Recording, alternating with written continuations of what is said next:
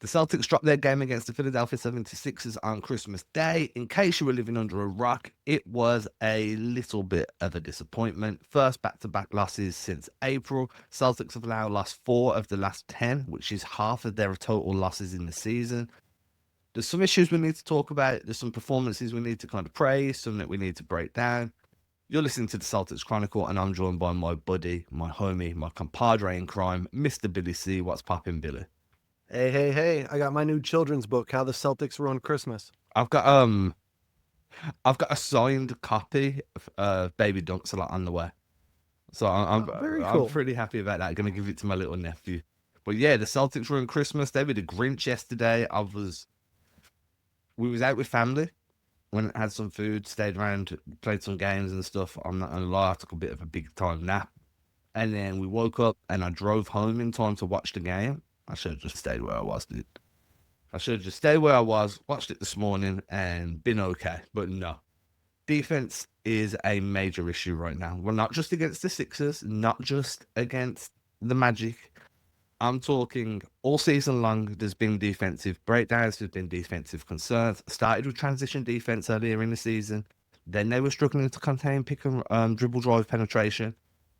Now it seems to be communication issue. It's late switches. It's missed rotations. It's allowing guys to get past you and not having somebody slide over. All the things that the Celtics did so well last year, they communicated so at such a high level. They're now just screwing up. The amount of times they, and I understand, like John Mazzulla pointed out, the amount of times they left Caleb Martin open yesterday was atrocious, just knowing that he's on a heater. And Mazzulla's like, yeah, but if you close down Caleb Martin, you need to leave one of Joel Embiid, you need to leave Paul George, you need to leave Tyrese Maxey. But the Celtics have faced teams like this before. They've faced teams with 3 big names, and they've never committed to doubling anybody. They've always tried to play everybody straight up. So why is that not the case this season? And why do you just leave Caleb Martin wide open for multiple threes when you know that he's cooking? So I don't know. I think there's some defensive issues here. Part of me feels like Charles Lee loss over the summer was a massive loss, and it's kind of been an issue that's been swept under the rug. The personnel issue is probably even more concerning because there's no connectivity. And I could tell that by it's all these different lineups that we haven't seen play together, and they look like it. There's no talking to each other. They're not calling out. They're just not in sync, and it's showing and it's really getting exposed. Um, I mean, not having Drew Holiday for this game specifically, I think really hurt us. Yeah. He would have made such a difference, especially with the Caleb Martin issues. Though some of that is what we've talked about just literally in the previous pod. There are certain guys we're going to dare him to beat us. And Caleb Martin's a 30% three-point shooter. Now, the problem is he's a 47% three-point shooter against the Celtics. He has the highest difference between his average versus one team than anybody in the entire NBA. He shoots 47% against us. He is the Celtics killer. He's the modern Boston Strangler. And I got PTSD from when he did it against us with Miami. It was really frustrating today. Look, man, I'm all for leaving him open, but once he starts beating you consistently, you need to adjust. You can't just be like, okay, he's got hot, but we're going to keep daring him to beat us. Because no, he's beating you, so now you need to adjust. It's the same as when the Grizzlies left Drew open. If Drew had started hitting threes, they would have adjusted and they would have started taking away Drew in the corner. Because you dare them, and then once they start beating you, you adjust. There was no adjustment, and that was another concern. We went back to Joe Mazzulla sticking with a plan for too long before making a change. Well, here's the thing. Every other aspect of the game, like on paper, we should have won. We hit more threes. We had more field goals. We absolutely dominated the boards. Whenever we win the rebounding battle, especially by this kind of margin where it's 11, 12, 13 rebounds difference, we usually win. I think when we hit over 23s, we're like 54-8, something crazy like that. So just add another notch to the loss column when that happens too. But it's the same things. It's turnovers, turnovers, turnovers. That is the Achilles heel of this team. And when Jaylen Brown specifically, or even Tatum sometimes, because Tatum had some bad ones too, they start jumping to pass, they get rushed, the defenders wait for them to put the ball on the ground, and then they swarm them. It's really frustrating, these kind of turnovers. And I don't know if there's much of an answer besides like, just, you guys know better than this. Like, this isn't 2022 anymore. You are better than this.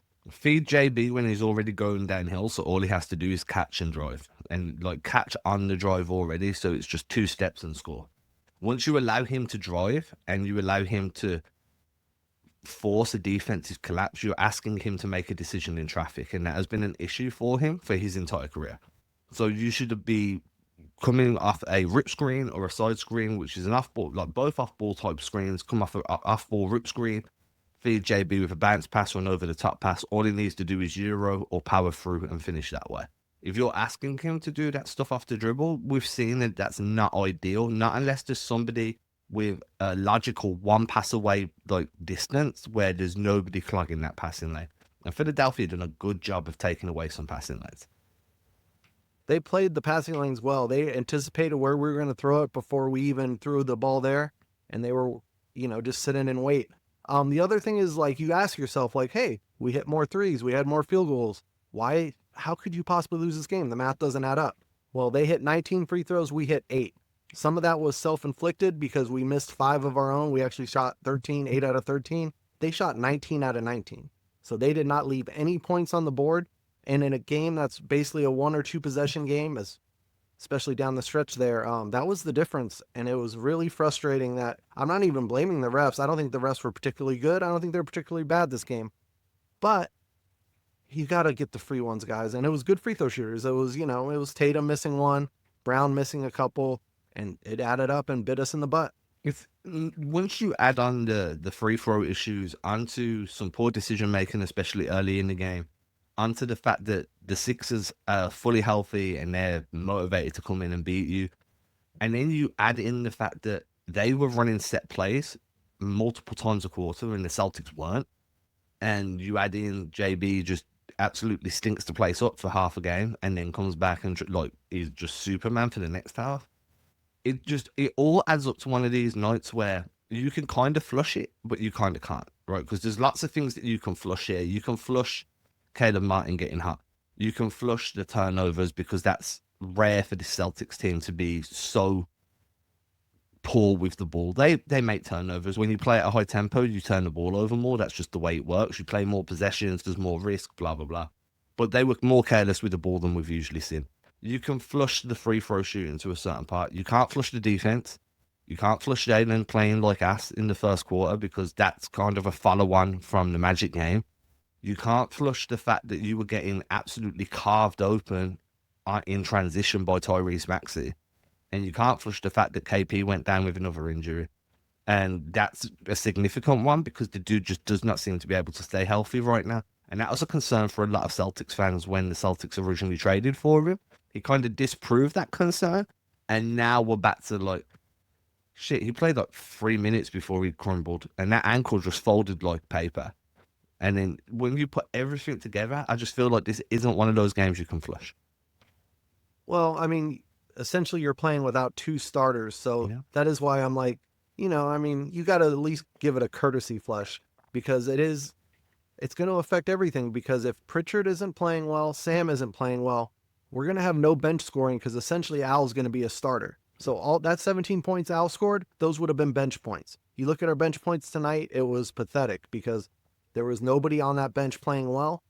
And unless Sam, I really do think the back's still bothering him. He does not look right. It's not even the scared to shoot thing and him not hitting a shot, which is bad enough as it is. His defense has taken such a hit with this. He can't be on the court. Maxey was actually yelling at the Celtics bench that, get this guy off the floor. He can't guard me. And he was absolutely right.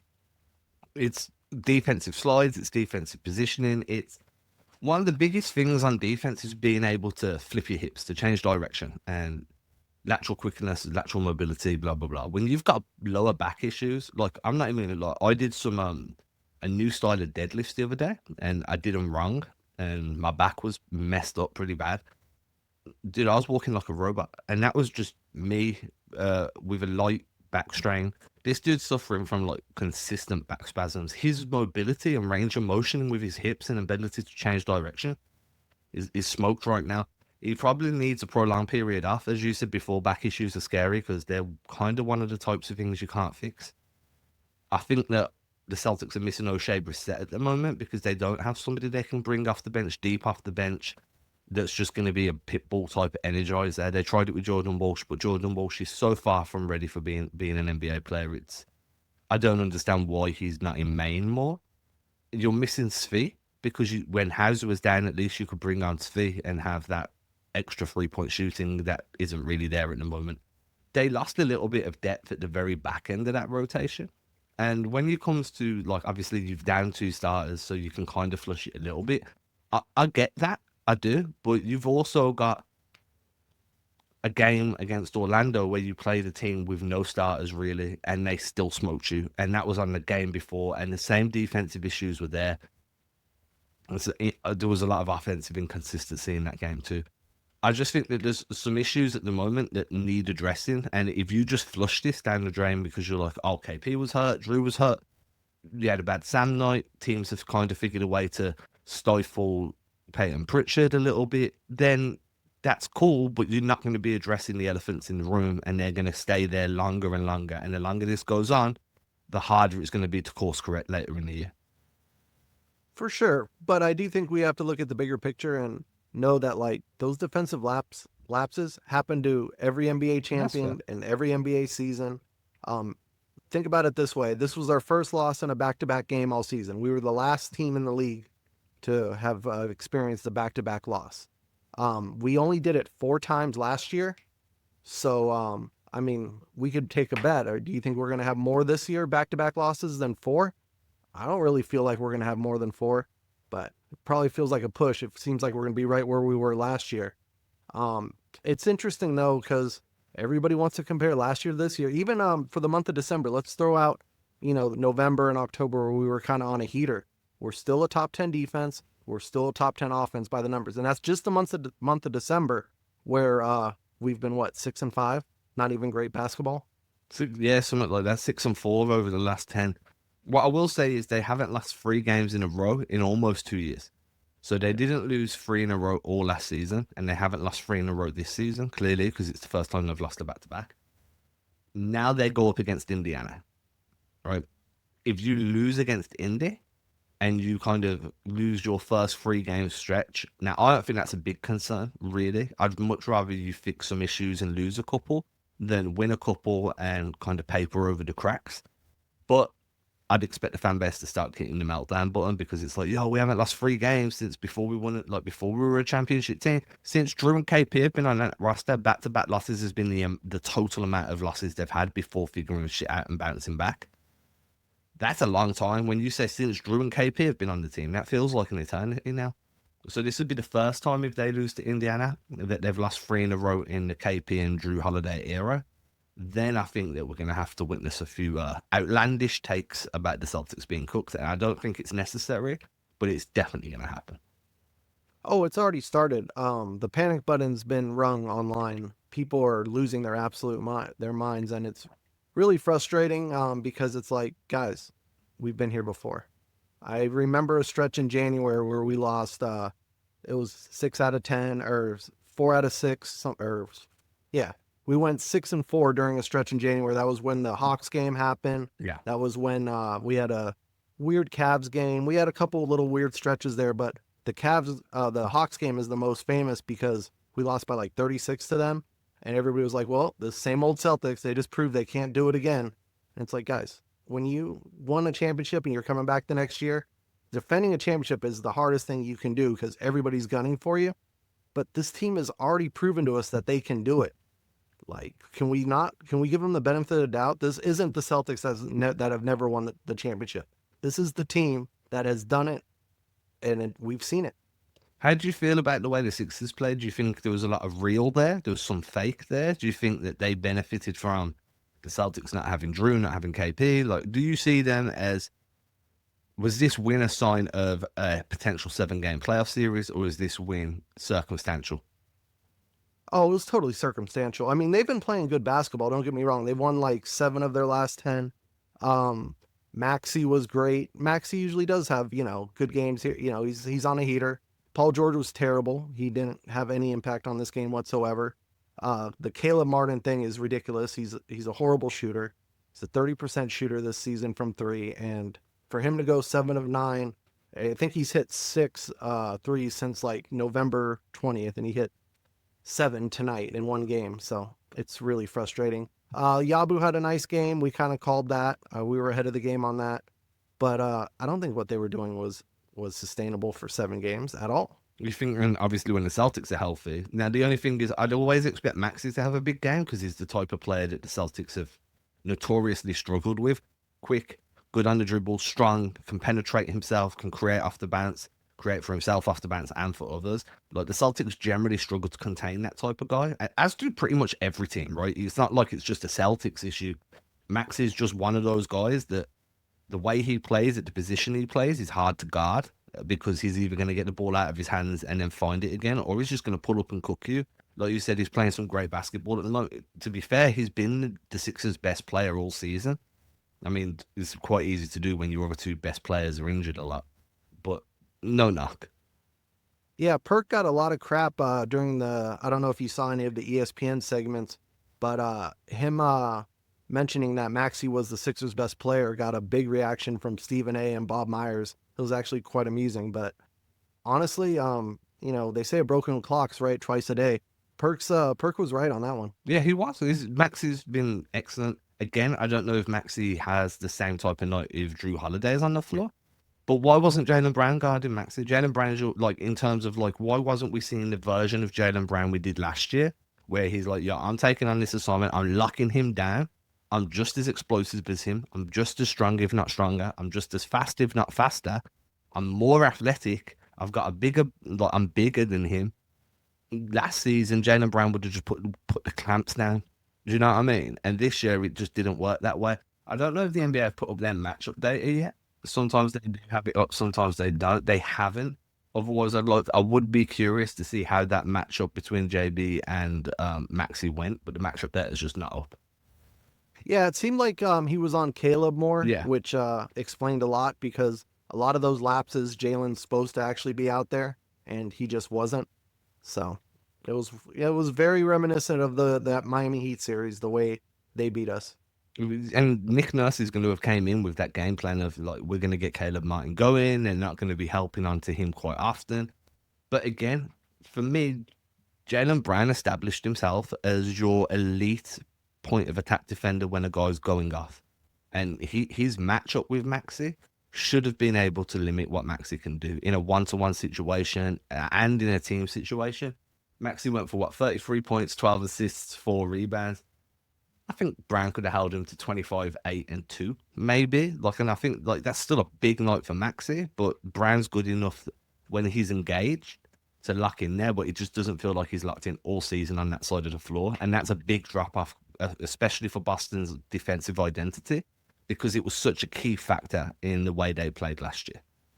Yeah, I don't think we've seen that Jaylen Brown all year. Yeah. So he's had a very strange season. I know he was dealing with some injury stuff. Since he's been back, I haven't seen that commitment, like where I'm going to go guard the best guy on the other team. Oh, this guy's lighting us up. Let me switch on to him. But I do think we're doing a disservice if we don't mention how great Tatum was today. Okay. Yeah. I mean, another 30 plus game with 15 plus boards. He's only the third Celtic to ever do that in back-to-back games. Dave Cowens did it twice and Bird did it once. So he's in elite company there with the 30-15 kind of game. I thought both sides of the floor, he was phenomenal, but we don't want to be despite the loss. Cause like I said, it is still a loss. We still lost the game, but it wasn't Tatum's fault. That's for damn sure. Tatum has been one of these guys recently that's just his game has gone up and up and up and up. And he definitely belongs somewhere in that MVP talk. I know we did this discussion on the straw poll, him being fourth, potentially being one spot too low or whatever you want it to be.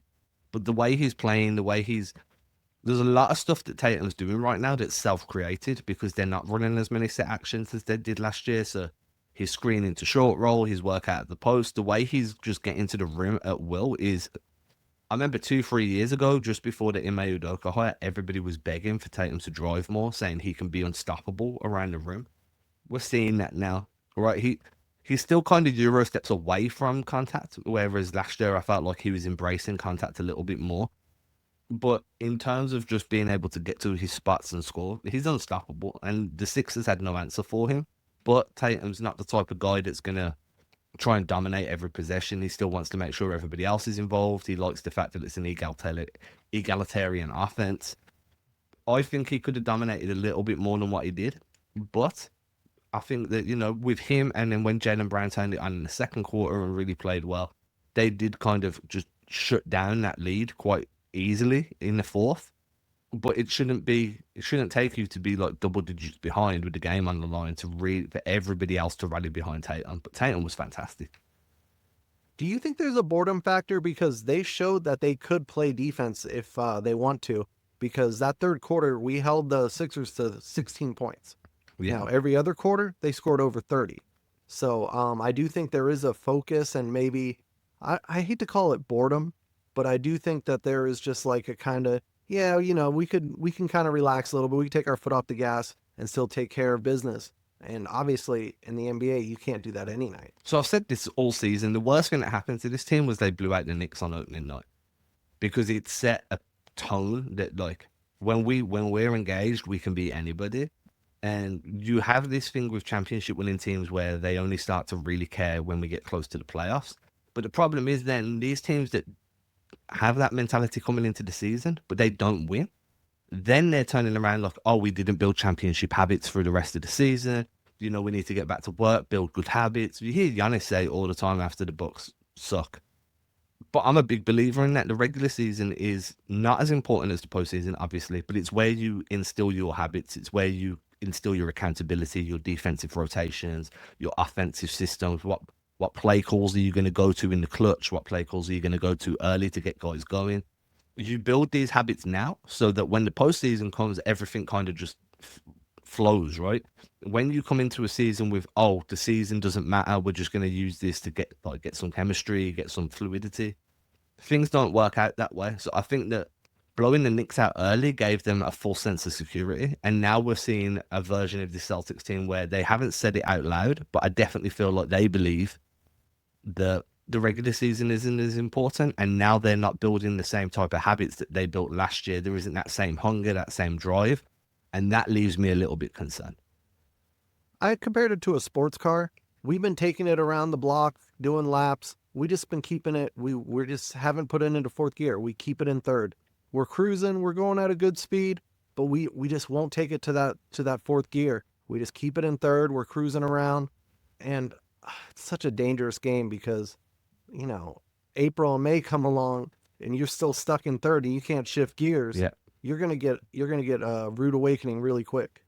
I always look back to, and I don't know if you remember this, was the Moot Morris, Kyrie Irving, kind of JT and JB were still young, and there was a bunch of players only meetings, and you had Tristan Thompson was just constantly saying that the regular season doesn't matter. We're not worried about the regular season. We'll make it work in the postseason, and they sucked. Right, that was a kind of massive disappointing year. That was the pivot where they got rid of some vets. They built around JT and JB a little bit more. They drafted Grant. I feel like they haven't vocally said that this season doesn't matter, and when they're nowhere near as disjointed or as unconnected as they were during that run. But there's some similarities, right? We take our foot off the gas, we're starting games slow. There's a lot of things that they're doing right now that doesn't scream we're chasing a championship. It screams we're slowly building towards a championship run. And I just think you have a blueprint of what worked for you guys, and you're just not following that blueprint as tightly as what I would have expected you to be. Yeah, I thought it took us years to beat that out of them because I thought Kyrie implemented that on the Jays that, hey, the regular season doesn't matter. We just get to the playoffs, and that's where we, turn it up a notch. And thankfully, they broke that habit last year, but going back now we're the champs. So I do think some of those old habits could be creeping up. But there's really only two factors to me to be an elite contender. I always go by the old Phil Jackson 40-20 rule. You want 40 wins before 20 losses. I mean, it would take an absolute disaster for us not to hit that. And depending on where you want to put the benchmark, whether it be 55, 57, 60 wins, somewhere in that range, I mean, that's where realistically we're going to end up even playing at this pace. So I do think that we still have those championship kind of tendencies. We still have that championship DNA. I do just worry that we just get a little too comfortable. Where would you say your biggest concern lies, offensively or defensively? Offensively. I think the defense will come. I think our defense actually comes better when it's from our offense. Like when we're playing well offensively, we seem more excited, more engaged to play defense. I hate the playmaking when Tatum's not on the floor. Almost want to like somehow get another guard or maybe just give Drew or White more kind of traditional point guard duties when Tatum's not on the floor, which I know it's kind of hard to implement. Like we're going to play a completely different way when one guy sits, but it's getting to that point just because Jalen can't do it. That's fair. That's fair. I'm going to go the other way. I feel like the offense is better when the defense is clicking. And I think that if you build your defense based on having a good offense, there's going to be nights where you don't shoot well and your defense suffers for it. Whereas if you build your offense on a good defense, you're going to feel a lot more comfortable on the nights the shots ain't falling. So I'm going to say that I'm more worried defensively just because to me that's their identity over the 3 point shot, over the way they play offensively. I think that this Celtics team is at its best when it shuts you down early, puts the clamps on, holds you to under 100 or around that 100 mark. But I do want to back up and second your lack of playmaking off the bench issue when Tatum sits. I think that, you can give it to Pritchard to run, but Pritchard is very much a pick and roll creator. He's not going to get separation off the dribble too often without running you into a screen. He doesn't have the size to kind of keep you off him or power you off him. Brown clearly isn't working. I think Drew is probably your best bet there. If you can alter the rotation a little bit, have Drew and JB out there, but have JB more as an off-ball scorer. And I caught heat for this about 18 months ago, 2 years ago, when I was like, use Jaylen Brown solely as a play finisher. And that's no heat on him. He's one of your best scorers. Put him in a position to score. And people are like, no, you're devaluing him. You're devaluing what he can do. He can become a great playmaker. And I'm just like, but why would you want him to be when he's already a generational level, just rim threat, scorer, mid-range threat? He can do so much shit at an elite level. Stop asking him to be another version of Jason Tatum and start asking him to be the best version of Jaylen Brown. And they did that last year. The way they played last year was asking Jaylen Brown to be the best version of himself. But for some reason now, they want him to be more like Tatum and more creating with that second unit, more ball in his hand. I just don't understand why you went away from that formula because you had a career year for JB when you asked him to be the best version of what he actually is and who he is. Well, how much of that was with KP on the floor? Because I thought him and KP had kind of a special chemistry. That's where most of his assists last season were too. I do think some of that is that. And then the other thing is I'm just going to put on my coaching helmet right now. I think they want it to be ugly. I think they want him to kind of fail to get better. Like they want him to work out the kinks. They want the playmaking to be something that eventually he's going to be able to do. So why not have him do it in November, December, even January, even if it costs us a couple games, if it's something that's going to make him a better player in the long run. My only pushback there is they've tried that multiple seasons. They've had these ugly runs with JB handling the ball with the hope that it kind of emerges as better. And it's worked to an extent. Like he's having a career year in terms of assists. He's making better reads. He can find passes 2 passes away. He can hit the occasional swing pass. He can read a double better. But again, that's not where he thrives. And you can keep pushing him, and eventually he'll become an average or a slightly, above average creator. But you're still taking him away from being the best version of himself. Do you know what I mean? And when you have this team with the amount of talent on this team, I just think that there's other ways to get some creation going, the way you don't need to force feed it to JB and have it ugly, because you've done that for multiple years and he's took multiple jumps. Eventually he's going to reach a ceiling, and that ceiling isn't going to be Jason Tatum level creation because that's just not his game. No, it's totally true. And like I said, this might be that ceiling. Like Yeah. we might be there. It might be a plateau right now. We don't know. I mean, he is basically in his prime as we speak. I just do think they try I think it keeps him happy too, because whenever Tatum's not on the floor, that's the JB show. He Yeah. gets to act as if he's running a team. Now, if he was on, let's say the Hawks or like some, even playing or even lower in lottery team, he would have to do a lot of that playmaking and stuff. So this is him getting a preview of what that would be like if he was somewhere else. And I do think that he likes that challenge because obviously it's not going to happen here because it's always going to be Tatum's team, despite what some people on ESPN think. But I do think that's their way of keeping him happy. And it's like, just like when Tatum gets to run the show with the bench guys, like that's his time to get his stats, to kind of make his run and kind of do his thing. And then hopefully they can kind of merge together and whoever's hot take over at the end of games. But I do think that a part of it is that's how they keep them happy. It's not like a my turn, your turn thing. It's just like when one sits, the other one gets a spotlight and they get to do more. But they did that last year too. It was just that Tatum ran with the bench more, and Brown ran with the starters in Oregon and was the primary guy with that starting unit. And that worked really well because when you had the other starters around you, Brown could be more of a score first guy. He was still the lead guy. When Tatum sat, they ran everything through Brown. They just didn't run it through his hands. They ran it through Drew. They ran it through White. Then Tatum would check back in and run it with Pritchard and Hauser, and everything kind of worked well. This year they flipped it, so now Brown's running with the second unit. But that's putting so much more pressure on him as a ball handler and a creator that I don't understand why you made that switch when both guys were being kept happy and being put in a place to be featured and be the best version of themselves last year. And now we've switched it, and obviously Tatum can do that fine. Brown, on the other hand, struggles a little bit more with that. And it's been a question mark for me all season. Brown made a comment about it earlier in the year as well, where he's like, oh, it's different. I'm having to adjust to different guys around me. The spacing's different. The defensive attention's different.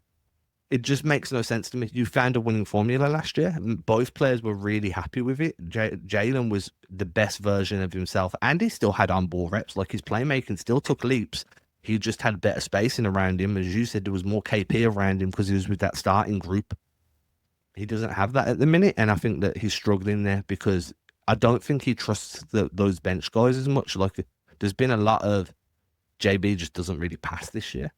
And I think that's just because he doesn't feel as comfortable feeding anyone other than Peyton Pritchard on that second unit.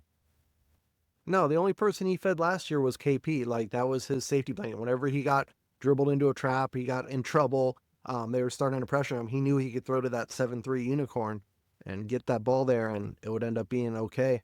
I do think a lot of that is availability thing. It's like we just had so many people out, just different games.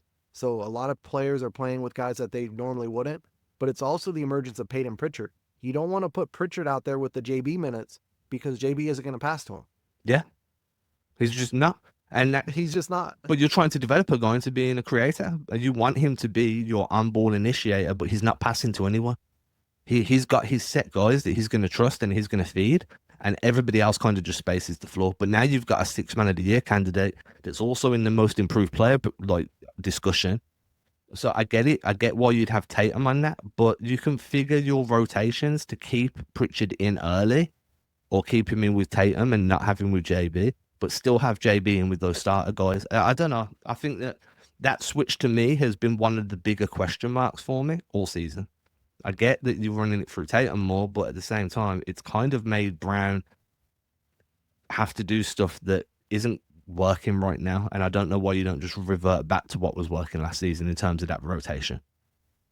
I really wish we could get like some true serum or lie detector to Joe, because I'm leaning more towards 60-40 that it's because of the guys that have been out and they haven't had a choice. So they had to have tried different stuff. Or if they really did go into the season wanting to change how the rotation worked. I really can't tell. Well, they were doing it earlier. Like, from game one, Tatum was running the first unit and they were bringing Brown off, like sitting Brown early and putting him back in with the bench. That looked like a very conscious decision during summer that they made to switch that rotation and to, as you said, probably force some development from Brown, but also they probably like what they see with Tatum in that first and running that first unit more than what they liked with Brown. For me, it just makes no sense. You were getting the best version of both guys when Tatum sat early in the first, came back with the bench unit, ran with the second, and Brown was that first quarter, third quarter, like scoring threat. That worked great all the time. And now you've switched that to be completely opposite. And it's working well with Jason, but it's not working as well with Jalen. Like, Jalen's best minutes have come when he's on the floor with Tatum this season. So that tells you everything you need to know. Those second unit minutes where Jalen's running aren't as good as when Tatum was doing it, but when the two are together, Brown feels comfortable. and then he takes over. Yeah, I do wonder if some of it had to do with the narrative of Tatum over the summer. And the way Joe's doing it this year has helped Tatum's stats tremendously. Yeah. So I do wonder, especially the first quarters, like he has like the most like 12 or more points in first quarter out of anybody in the league. He's done it like 10 times already. And getting off to those early starts, I think does benefit us because we usually are a slow starting team. So leaving Tatum out there for the whole 12 minutes of the first and then having him sit the beginning of the second, I do understand some of the logic in that, but I do also wonder if it's because of necessity with so many guys out. Yeah, there's definitely going to be something there, and we're not going to know until everyone's healthy. But again, I'm like, look, Brown was fantastic in that second half of this game, and he's had some really big games this year. This is just figuring out how to get the best out of the team, and some changes that have been made that deserve to be questioned, to be quite frank. And, you know, after a loss, you're always going to kind of look a little bit more holistically at the way the team is moving, the way everything, the changes that have been made. And we're not saying that the Celtics are wrong for doing that. I mean, they're winning more than they're losing right now. It's just trying to make sense of why, because clearly one guy is really excelling with this change and one guy's kind of stuttering a little bit. JB also, to me, oh, there's a dog in the background. Where's the dog? Yeah, dude. He wants to say hi. Yeah, bring That's her on, the Goldie dude. girl. Bring her on the camera. Let everybody see. All right. Hit the Goldie girl. Wow, I'm have to be shy. There we go. Hey. Did you like the All Celtics the game? nice people. Yeah. She does not like the Celtics game because that means her dad's doing a lot of yelling. Ah, I understand. Right then, everybody, let us know what you think from this game. And let us know more, like, was it defense? Was it offense? How do you feel about that JB with the second unit? Well, where's your concern level at right now? I think I'd put mine at a 0. I'm not super concerned at all. I am, how can I put it? I do have questions, but that's not because I'm like, oh no, the season's over. It's more along the lines of, how can this team dominate the way we saw last year? And I think that's a fair question to have. Yeah, I'm not very concerned because if I told you that Al Horford would have to start basically 20 games this season, we wouldn't have KP, we wouldn't have Brown for an extended period of time, we wouldn't have Holiday for a couple games, we wouldn't have Tatum for a couple games. What would a realistic record be after 30 games? 22-8 seems about right. Yeah. Doesn't seem great. Doesn't seem like we're world beaters, but it's not like we're, bottom feeders either. 22-8 feels about right where we should be with just the way this season has gone. Like, we've been kind of snake bit. Knowing this team as well, they'll end up being like 32-8. Like, they can just reel off 10 wins easy, and the whole narrative changes.